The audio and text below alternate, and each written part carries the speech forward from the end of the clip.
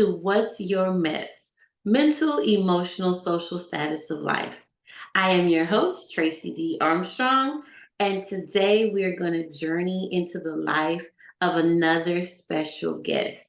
And before I let this guest introduce themselves, I just want to remind everyone that this is not just about their stories, but it's about the triumphs and the resilience and the strength that they have shown to overcome their stories. So, our guest today, why don't you go ahead and introduce yourself to our audience? Hello, everyone. Thank you so much, Tracey, for inviting me to the show. My name is Camellia Varnado. So I am a speaker, six-time published author, and I also have a podcast called That's Camellia Podcast, where I delve into some of these how-to questions about what we go through in our life episodes. How do you handle this, Camellia? What about this? Or have you ever been through this? So we delve into those type of questions, and that's what we address on our That's Camellia podcast. I speak about inspiring and motivating people. So my whole theme and brand is about causing a ripple in people's life. So most people say you want a footprint on a life, but I say cause a ripple. So think about a clear pond or lake. And it's so clear, Tracey, you can see your reflection in it. And it's smooth, right? But as soon as there any rock or any debris, anything hits it, it begins this little slow ripple. And you can see it from miles and miles away. Well, that's the ripple I want to cause in people's life, where you might not see me but one time. Your encounter is just one time.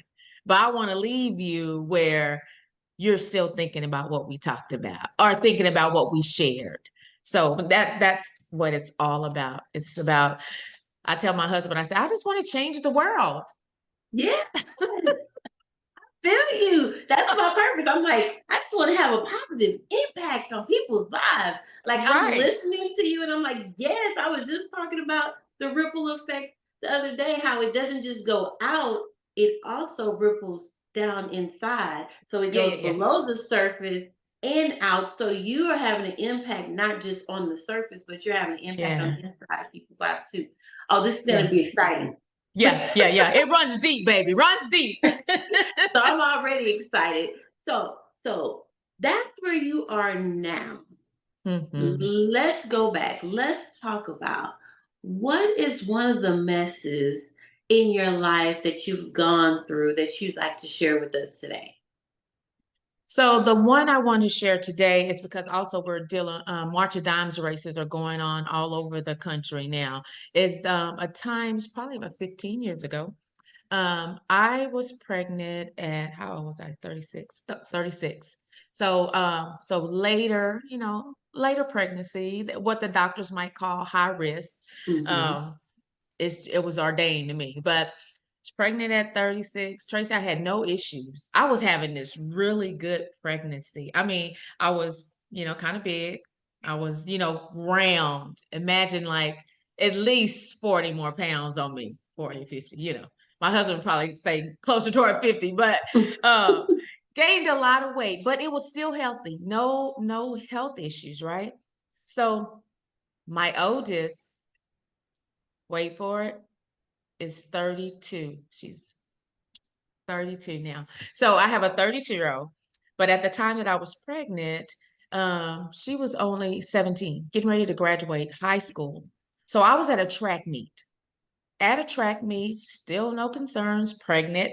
So I'm going to the bathroom. I'm like, I gotta, relieve some pressure. So I go to the bathroom, had a little bit of discomfort, but didn't think anything of it. Came home that same day, was just trying to get some relief, took a shower. My husband was cooking dinner, frying fish. We was getting ready to just eat, right? And I was still very uncomfortable. So my middle daughter at the time, Sydney, was 8. So I had 3 girls. It's a family of all women. My husband is truly the man of the house. So my middle daughter, Sydney, she's like, "Are you gonna be okay?" I said, "Oh yeah, I'm gonna be fine." And then no more than an hour hit, Tracy, and I was just like, nope, we gotta go. Oh yeah, this is something else happened. So I was only 5.5 months pregnant. So by the time I got to the hospital, the doctor's like, okay, let's just try to see if we can stop the contractions. All right.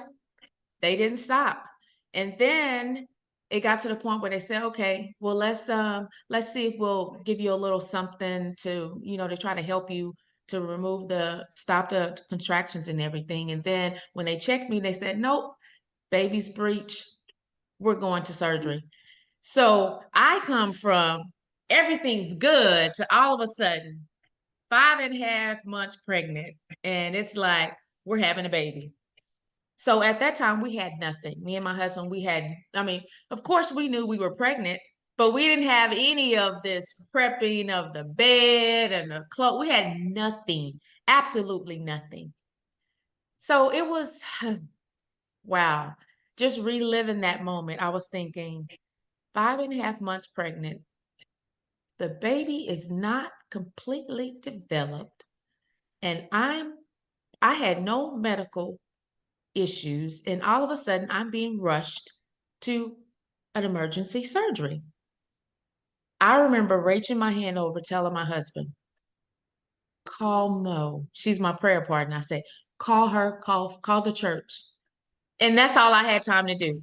Because after that, my husband will tell you the doctors literally swooped me away. They had time to say, we're having a baby, and a couple of seconds of me saying that, and they was gone. I came back out. We had a baby, 5 pound, no, 1 pound, 11 ounces. She fit in my hand. Size of a pad, right? A maxi pad. That was her total length. So she came out 1 pound, 11 ounces. Her eyes were still sealed shut. Skin still translucent, still see through it. And I'm still like in a whirlwind of like, wait a minute, what's going on? What's just happened? And the first conversation me and my husband have with this doctor was every negative thing you can think about. I mean, baby might come out brain dead, might not hear, might not see, might not walk. I mean, no bedside manner. None. And I kind of zoned out after a couple of bad. I'm just like, right. And my husband said, so what's the good news? And the doctor said, well, I just had to make you aware of the possibilities of all of this. Still, he did not share any good news. We left that room, went to the NICU. So when we went to the NICU, this neonatal area, and that's why I want to highlight, is because mentally, I was still numb to the fact that I just gave birth to a child that I haven't seen yet. And two, all I have is the doctors telling me, oh yeah, she might not make it. So I'm like, I'm numb, so I'm not saying anything. All I could say is because I was born and raised in the church, my great aunt, grandmother's mothers always used to have this hymn, nothing is too hard for God. And our God is an awesome God. He reigns. And that's all that could come out of me, because I am a firm believer in what you keep on speaking, you are going to end up living. So I just kept praying. I kept singing that. My husband was singing that. And that was the first day, Tracey. So the first day I'm just numb, just kind of because life, the ebbs and flows of life sometimes will make you quiet. And I think sometimes we have to think about the next thing that comes out of our mouth in that hard situation. Because remember that ripple that we just got through talking about?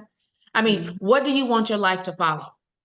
So even though I'm numb, I'm still mindful of the fact that, okay, I'm not putting death in the atmosphere. So our God is an awesome God. He reigns. I mean, mentally, I'm trying to pull myself out of this dark hole where I was. Because at the time, even though I'm married, and my husband was right there with me, but it was something in in me as a mom that I'm still trying to grasp and figure out where to go, what to say, and to pull myself up out of this, right? Mm-hmm.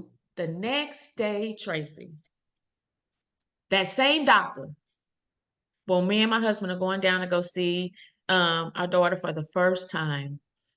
The doctor says, well, she is doing remarkable. That's the word, remarkable. She's doing remarkable. It's amazing.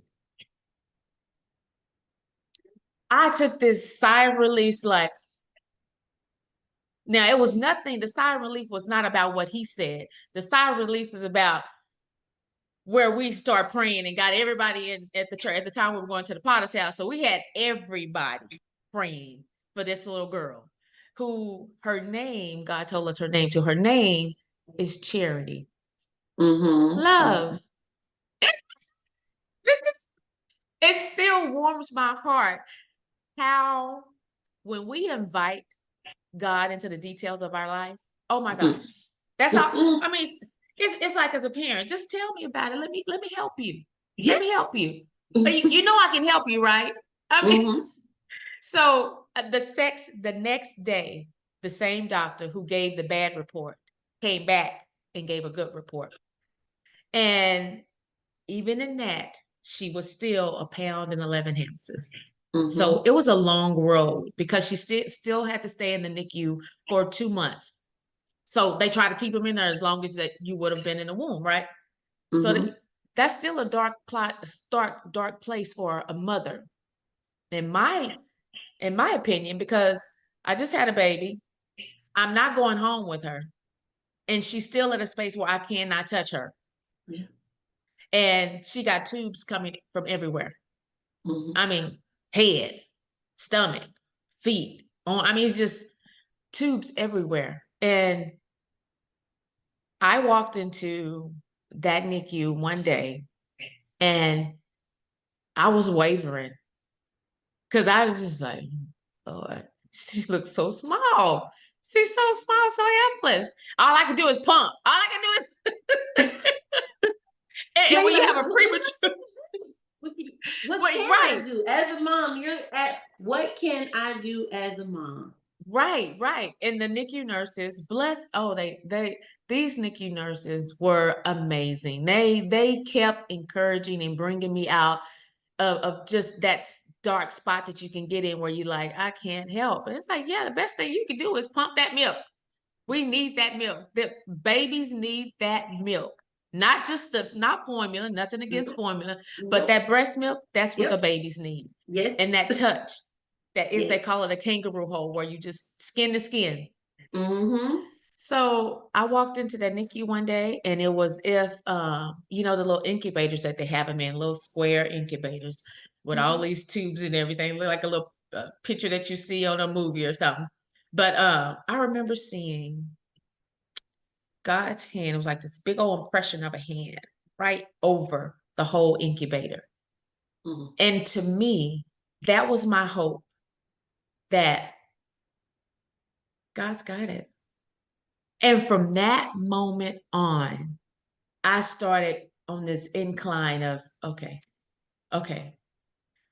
she's okay. She's okay. I'm okay. Wait a minute. I'm okay. Because I had to realize the NICU nurses were doing their thing, trying to encourage me and all that, but I needed to know within myself, okay, so what does this look like? And like I say on my show, well, unpack this for me. I didn't see what it looked like after the NICU. So, but the blessing thing is though with Charity, she had uh the last thing that opened with her eyes. So she was born with her eyes still shut. Mm-hmm. And they were also the last thing that started to move around. So she started getting colors, eyes still sealed. Her eyes opened, and it was the most beautiful thing to me. But my husband said she looked like a bug. I was like, no, she didn't. She just looks beautiful. I was like, he said, no, only a mother's love, because that she did not even. I didn't even know what she was gonna look like. Because you can't tell. Because Right. the picture hasn't fully developed. Right, exactly. I say, no, no, she's so beautiful, right? So everything that you would think that would premature babies would go through, she didn't go through any of that. Like because when she came home with oxygen and a heart monitor. She had all of that. So the first 2 years of her life, of our lives, was filled with doctor's appointment, heart doctor, lung doctor, eye doctor, ear doctor, primary doctor, speech doctor, development doctors. It was filled with it. And all of that was coming from these NICU nurses who was like, you need to make sure you do this, do this, do this, do that, all the follow-ups.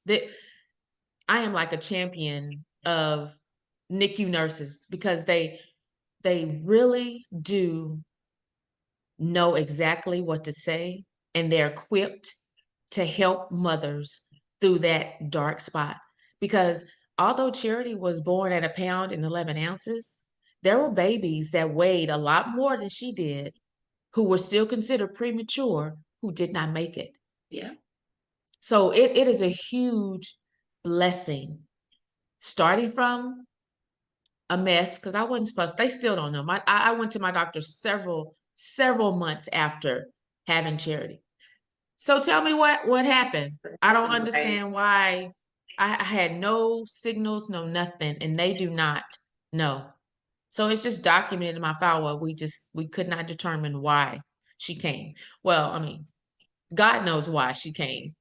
She Mm-hmm. needed no surgeries, no nothing. Just kind of went through that whole 2 year process of just making sure everything was working and growing like it should be. She was developing like she should be. That same baby that was born at 1 pound and 11 ounces, the size of my hand, now is like 15 years old. Beautiful girl. She's an artist. She has state nominated art. She's won so many different contests for her art, and her eyes was the last thing that opened. Isn't that Mm. something? Mm. Isn't that something? Yeah. I'm just like, I'm just gonna tell you, as I'm listening, this is your story and this is yours, but this is so for the listeners out there. This is our first time interacting. And mm-hmm. I did not know that that's what your story was going to be. And as I'm listening, see, you don't know because my daughter was born premature also. And as you're talking about the incubator and the tubes, and I'm visualizing, my daughter just turned 20 this week. And as you're talking, I'm like, oh, I feel you. I'm sitting up here like, she had the Mm-hmm. tube, and Mm-hmm. then she had to be on the ECMO machine where it like did the blood transfusion and things because Oh wow. she went through all of that. And as I'm listening, I'm trying not to cry over here because I'm thinking back and I'm thinking about how good God was and the grace. And as you're talking about the touch and the all you could do, this is your story. However, I'm just like, okay, God, and her name is Trinity. And Oh so and I'm like, okay, this is yeah. space for us to meet and be able to talk and have this and for you to share because I'm literally, I don't know if you can see me nodding. I'm like, I know exactly the feeling and exactly where you were mentally and emotionally. Like, I don't even have to ask you those questions because Yeah. Yeah. I already know. And anybody Yeah. that's listening and that's watching, they know exactly that feeling Yeah. also. But this is what I would want to ask. I want to ask you this. If there is anyone that's out there listening or watching, the audience, what would you tell someone that might be going through this right now? What would your advice be? Oh. Oh. My advice. And let me address the part too about why I picked this story. Any podcast that I go on to interview, I always seek God and say, well, God, what do you want me to share? Now, there's limited times that I have shared the story about Charity, how Charity came about. But when he gave me that, I was like, oh, okay. But when you just confirmed it, when you said, because I was thinking, I don't know, but hey, okay, I'll just do what you told me to do. So, hey, this is divine, y'all. Okay. So, whoever's listening, my advice, I will say, and I always, this is another thing that I learned from going through that, is that it's very important to not verbalize with our mouths what we see with our eyes, because sometimes it can be deceptive. What I was looking at with Charity in that incubator, it wasn't life. I didn't know what to think.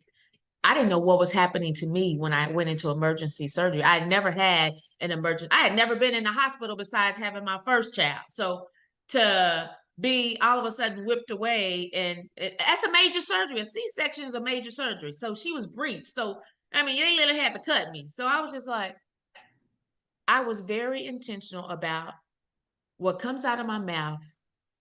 I need to make sure it's of faith. So I would encourage anybody, before you just start running your mouth about and repeating all of the negative, the dark things that are out there, and that sometimes happen, right? No, and bad things do happen to good people, but how we handle them and how we address them matters. Just because it's bad does not mean that you just follow suit and say all of the bad things and just do all. No, it doesn't have to be that ripple. No, what it could be is you could choose to change the world and change it from that moment on by what you say out of your mouth. With me and my husband, we were in agreement. We just start singing hymns.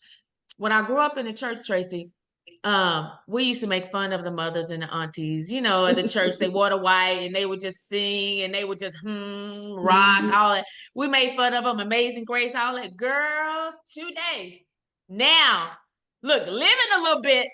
Now, oh, Amazing Grace will tear me down. Oh, it will tear me down. Because now I know. I'm like, oh, this is that borrowed sense. I ain't got tired of buying, because they get expenses. They get expensive. But when you just rest up on that borrowed sense, that borrowed faith of just saying, you know what? God has got this. He got it. He got it. So my advice is to make sure that what you want to happen, that's what's coming out of your mouth.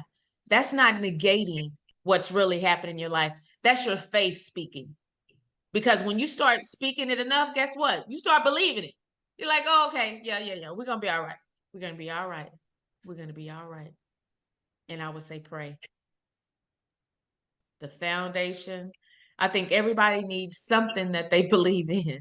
If you don't believe in something, you're going to believe in everything. have something. That will be a caption, for real. Right. Right. That's true though, right? If you don't believe in something, you'll believe in anything or everything and anything that somebody says to you, because you don't have any belief for yourself to hold on to. Right. And this becomes the journey of doing these ebbs and flows of our messes, when we come in and out, in and out, in and out. Well, what takes you in and out? It should be your faith. It should be that one foundation that, okay, I know. I just told my Charity, my 15-year-old, I said, you got to be convinced that God is madly in love with you. Do you believe that? I truly believe that. I used to tell people I am the apple of God's eye. Now, don't mess with me. I mean, that's what I became. I'm convinced, fully persuaded of. Fully persuaded, yeah. Yeah, because you didn't once you lived a little bit, you didn't been through enough. You're like, oh yeah, no. It's certain stuff that you won't even entertain. You're like, no, that ain't, and that in itself is a journey, right? Mm-hmm.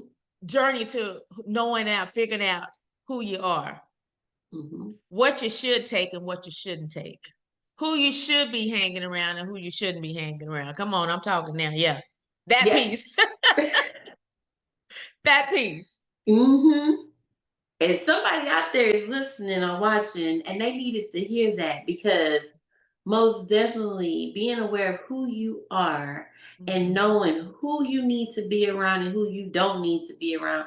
But what you said is realizing, once the situation comes, what's the next thing that comes out of your mouth? Yeah.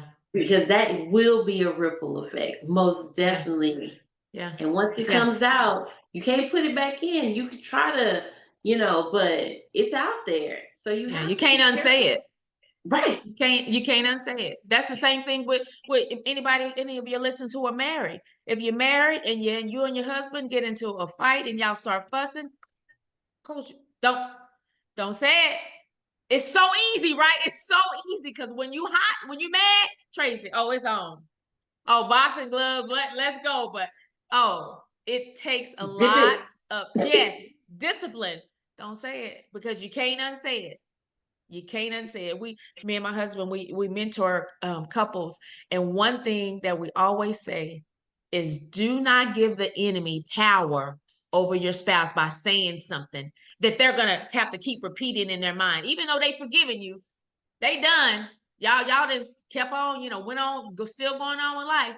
But as soon as something happens, the back of your It's mind, you like, yeah. yeah, but you Yeah. you did say that. I know that's how I you remember. feel. Yeah, Yeah, I remember. Because it's right, still there. right, right. So don't give people ammunition to fight against the person that you love. Don't, regardless. hmm You know how in family, I was five of us, five kids, so four girls and a boy. But you know how you get into it with your siblings, normal little fussing and fighting. But don't let nobody else say nothing. You like, you don't do that. No. I can do that, but you don't. But you You don't do can't. that. No.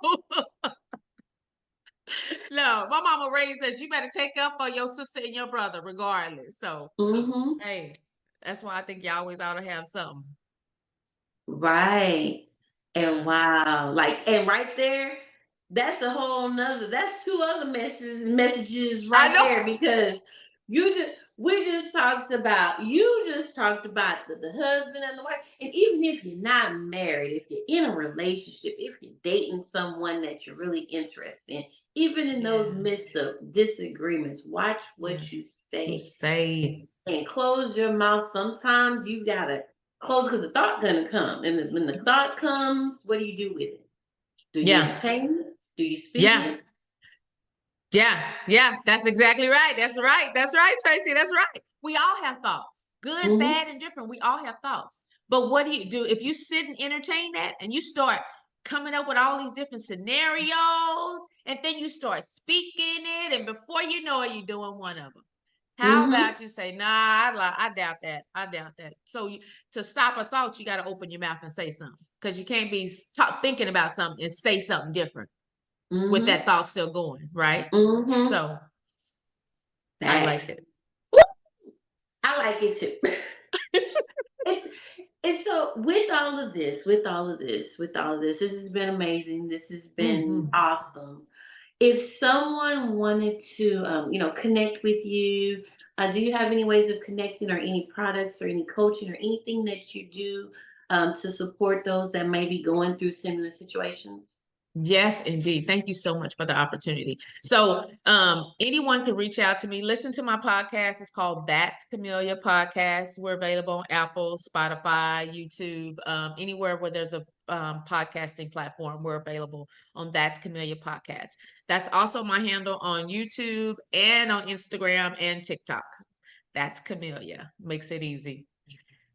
And Awesome. I also And do coaching, so life coaching. I'm available for individuals and group coaching in regards to procrastination. So that procrastination coaching deals with, stopping from getting unstuck, get you unstuck and help you on your way to that ultimate goal within a 3-month time period with self-discipline and commitment. So I offer that coaching as well to clients. yes, you said procrastination. I had to put my head down. I'm like, oh, yes, getting unstuck, and when you know you don't feel like doing it, but you Yeah, need to do it, and you keep putting it off.